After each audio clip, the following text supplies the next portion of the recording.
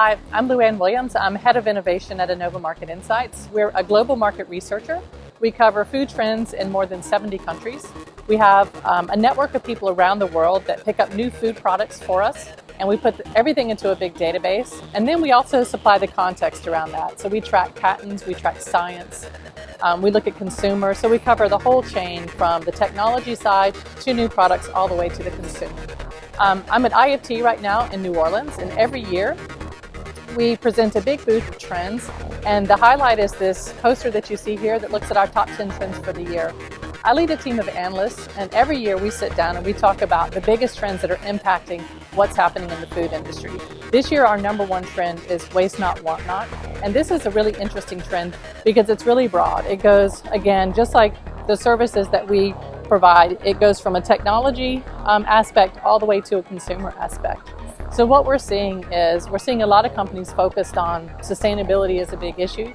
So what do they have to do better with the resources that they have? But it goes down to the consumer issue as well, that we see a lot of changes in packaging, single portion packaging, so that consumers don't feel like they throw as much away and they have less waste. A big impact in this trend is going to be, what do the manufacturers do?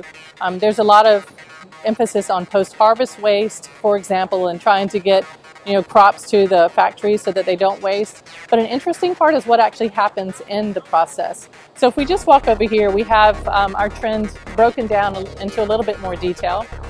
I mentioned that we see about a third of food that's produced is wasted.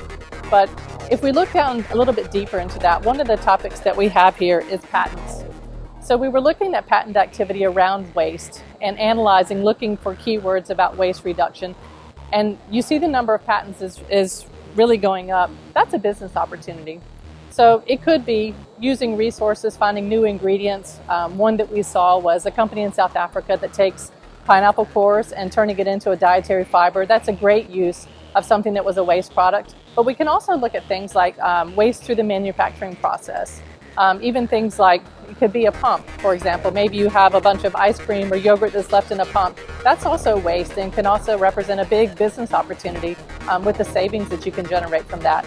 So it's it's a big trend, and that's why it's number one this year.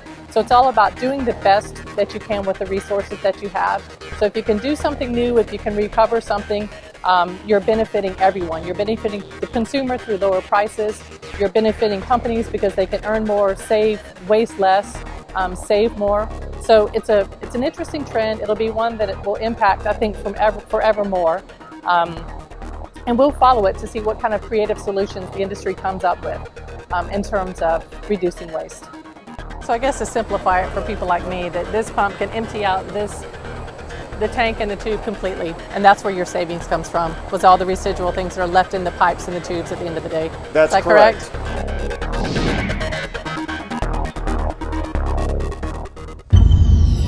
PSG, where innovation flows.